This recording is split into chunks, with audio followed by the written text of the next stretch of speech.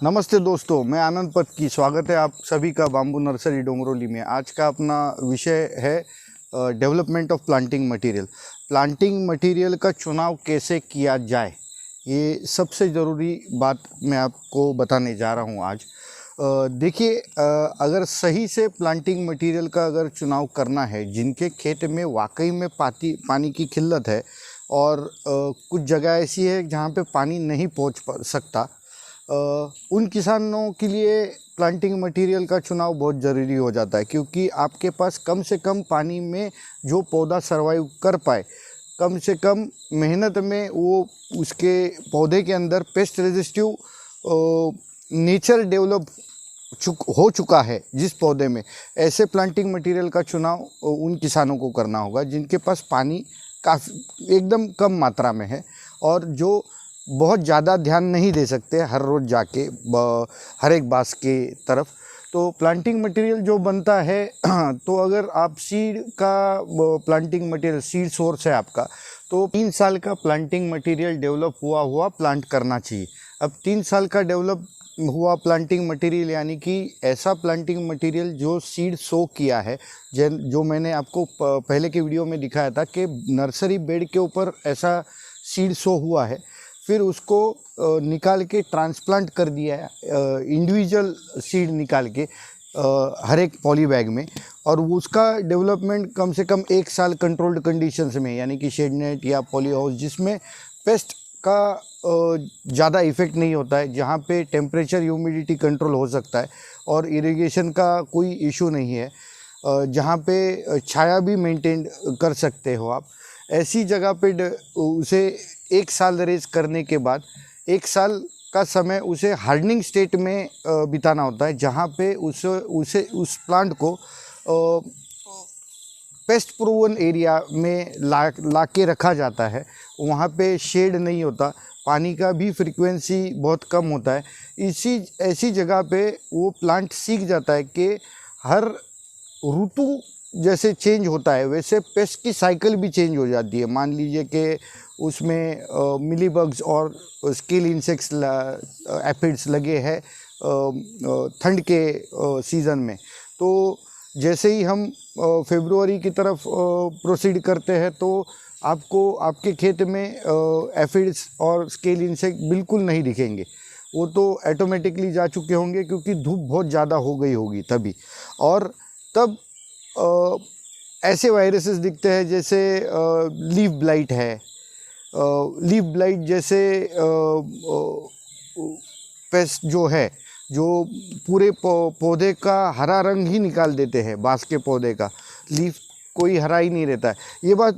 ये leaf blight का जो डिसीज़ है वो जहाँ पे पानी कम है उन्हीं जगहों पे ज़्यादा दिखता है, तो इसको मैंकोजेब से भी कंट्रोल किया जा सकता है। और अगर 3 साल डेवलप हुआ मटेरियल है तो उसे कोई चिंता करने की ज़रूरत नहीं। फरवरी के बाद पूरी पत्तियां झड़ जाएगी, पूरा ग्राउंड आपका लीफ लीटर से कवर हो जाएगा।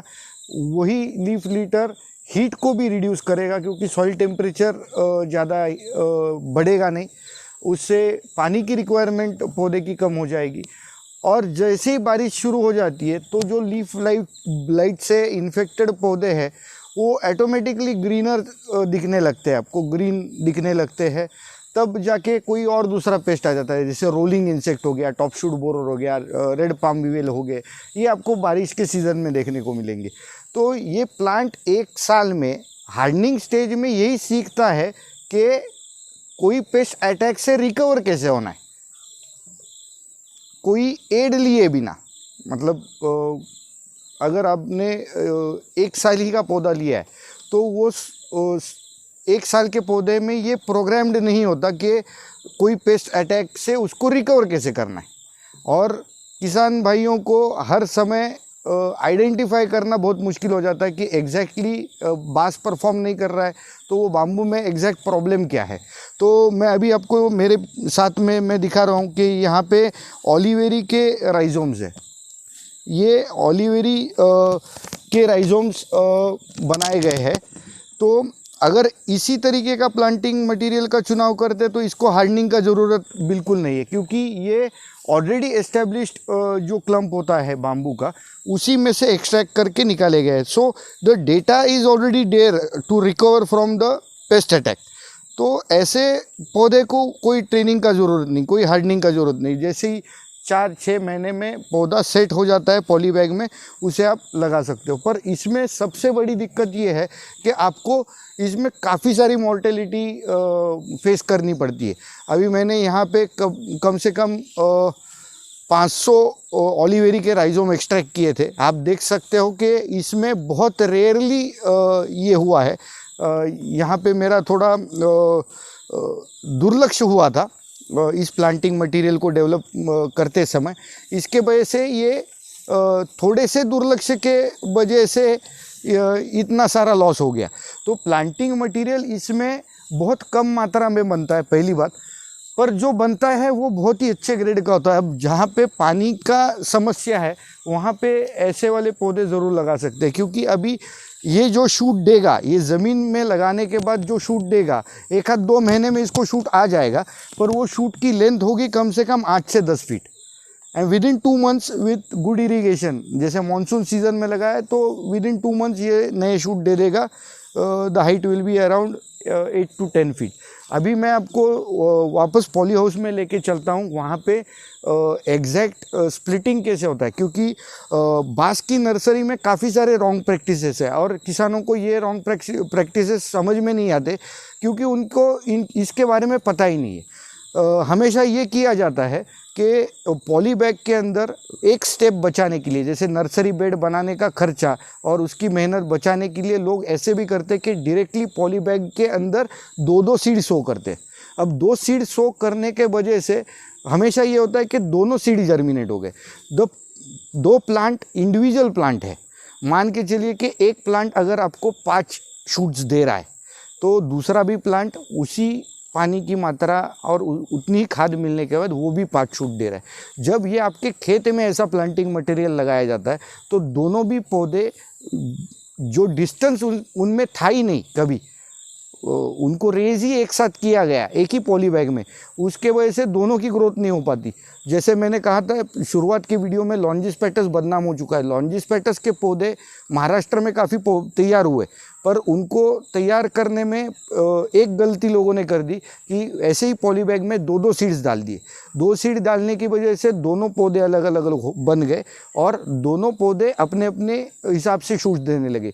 तो जगह कम होने के कारण दोनों का डायमीटर बढ़ा ही नहीं और हाइट भी काफ़ी बड़ी नहीं, तो नंबर ऑफ शूट बहुत ज़्यादा आ गए पर उनको डायमीटर ही नहीं था। तो ये बातें होती है। यदि अगर आप कोई पौधा देखें जिसके पॉली बैग के अंदर 4 से 5 शूट है, तो थोड़ा संभल जाइएगा। एक आध पौधा खोल के देखिएगा, इंडिविजुअल मिट्टी निकाल के, कि वाकई में 2 अलग अलग पौधे तो नहीं है, एक ही पौधा है। और ये प्रमाण है उसको, आपको सही प्लांटिंग मटेरियल मिल रहा है या नहीं। अगर 2 पौधे एक पॉली बैग में लगाए गए हैं तो वो कोई काम का मटेरियल नहीं है, क्योंकि उसमें से एक भी आपको अच्छे डायमीटर का पोल प्राप्त नहीं होने वाला।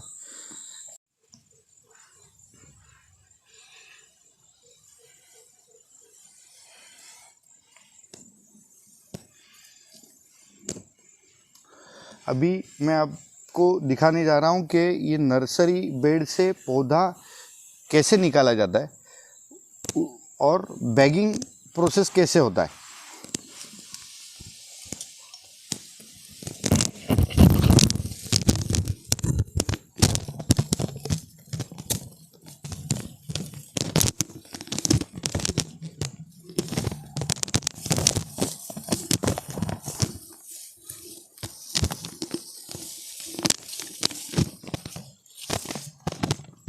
ये एक पौधा है, ऐसे हमको लगता है, पर ये एक पौधा नहीं है। अगर ये एक बैग में जाएगा तो ये कई सारे बाम्बू दे देगा, जो हार्वेस्टिंग के लिए परेशानी बन जाएगी। इनको खोलना होगा।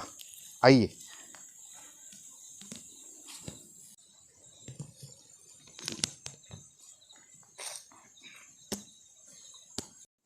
पहले तो नर्सरी बेड से निकालने के बाद तुरंत उसको पौधे को पानी में जड़ों को उसको डुबाना चाहिए, सबसे ज़रूरी बात, क्योंकि ये कम से कम शॉक ले लेता है। इसके बाद इस पानी में आप स्ट्रेस रिलीवर्स ज़रूर डाल सकते हैं। स्ट्रेस रिलीवर्स यानी कि सीवीड एक्सट्रैक्ट वगैरह जैसे स्ट्रेस रिलीवर होते हैं, ये शॉक रिड्यूस करने में काफ़ी मददगार साबित होते हैं। दूसरी ज़रूरी चीज़ करनी है तो उसके पत्ते हमको काट देने। पत्ते कहाँ से काटने हैं, तो उसको 4 इंटरनोड उसके रखने हैं और ऊपर से काट देने। अब ये मुझको गिनने की ज़रूरत नहीं, मुझे अंदाज से पता है कहाँ इसके इंटरनोड्स आ गए हैं।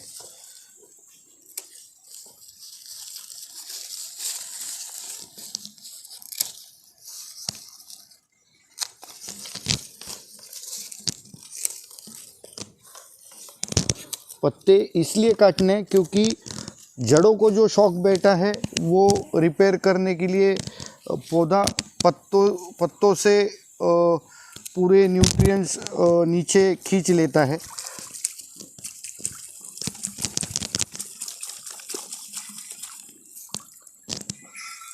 ये देखिए, ये बिना तोड़े हुए ये 2 अलग अलग पौधे हैं। यदि अगर एक गलती से भी एक बैग में चले जाते थे तो उस किसान के पास कभी भी डायमीटर ज़्यादा बढ़ने वाला बांस तैयार नहीं होता था। वो 1 इंच, ज़्यादा से ज़्यादा 1 इंच तक ही तैयार होता था, उससे ज़्यादा वो पौधा डायमीटर बढ़ा नहीं सकता था, क्योंकि दोनों में अंतर बिल्कुल ही ना होने के वजह से वहाँ पे स्पेस कम रहता है और बांस डायमीटर प्राप्त नहीं कर सकता।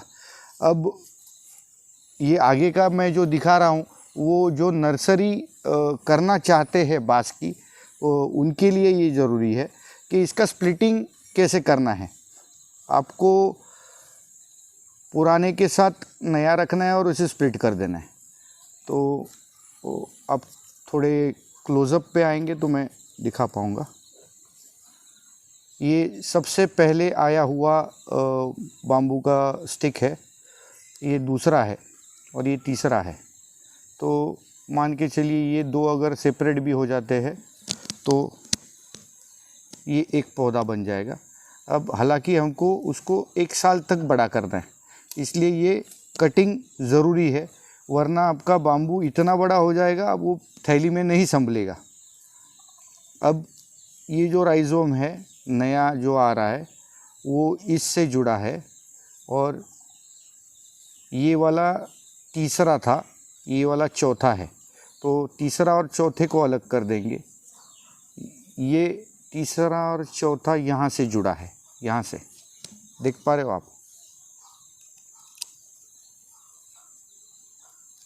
ये तीसरा और चौथा अलग हो गया और ये एक अलग हो गया। अब ये इंडिविजुअल पौधे बने हैं।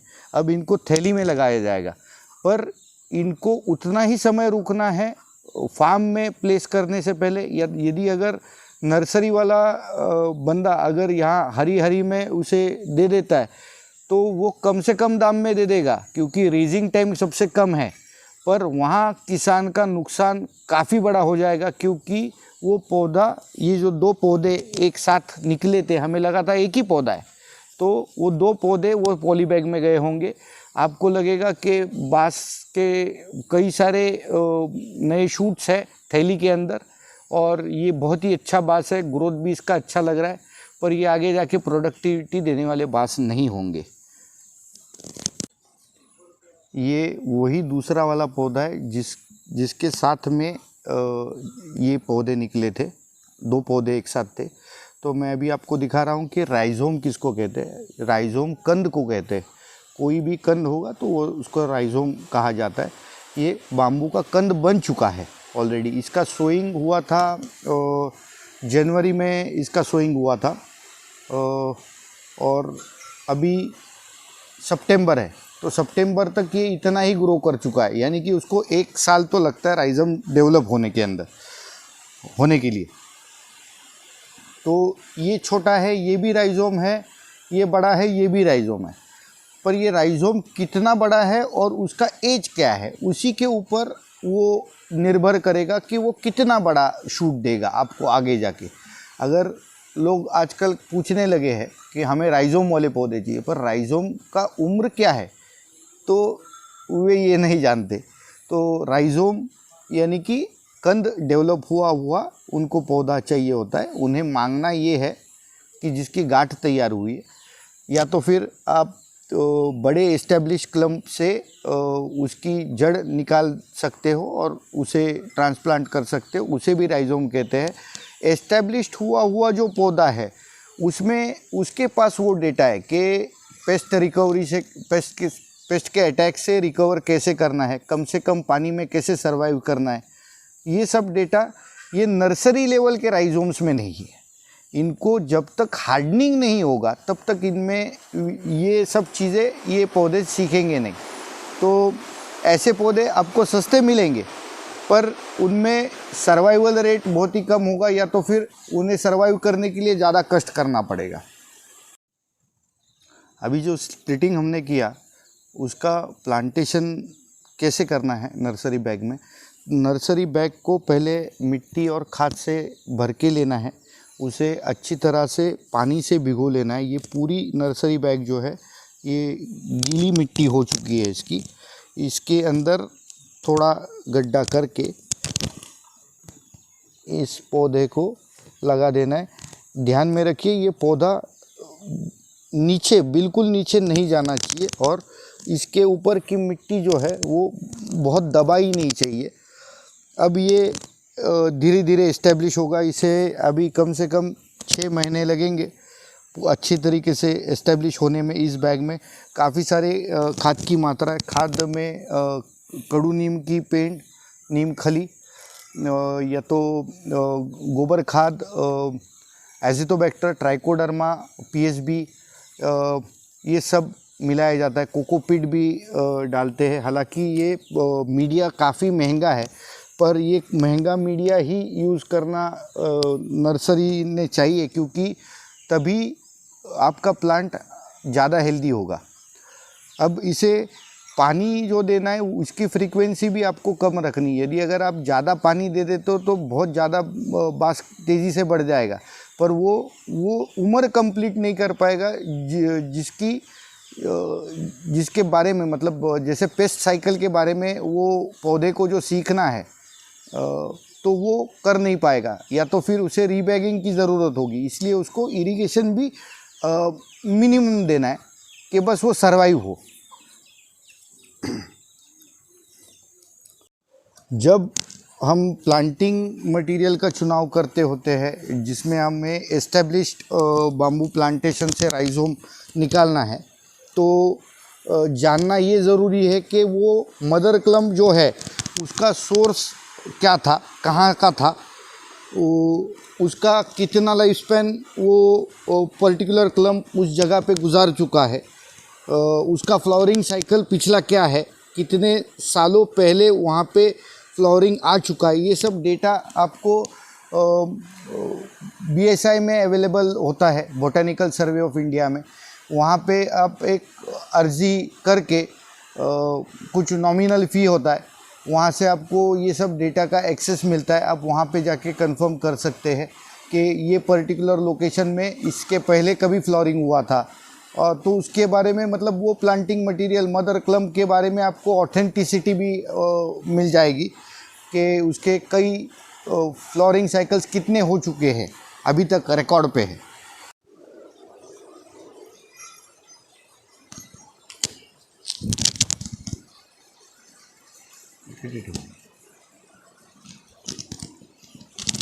इकडे ह्या स्टॅकला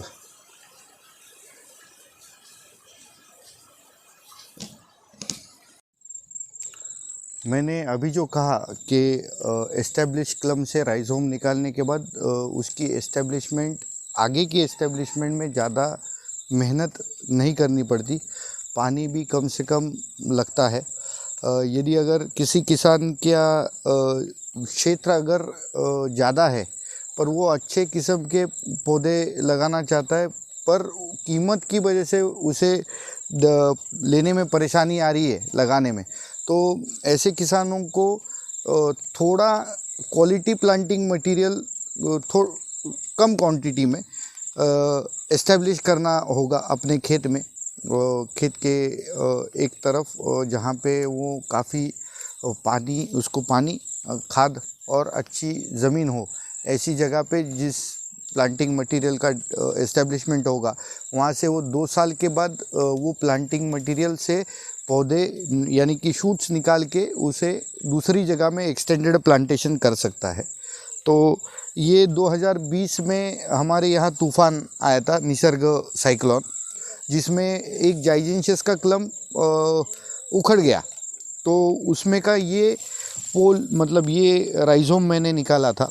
आज 2022 में हम सितंबर महीने में हैं, तो मात्र 2 साल में उसने 2 शूट्स दे दिए हैं अच्छे।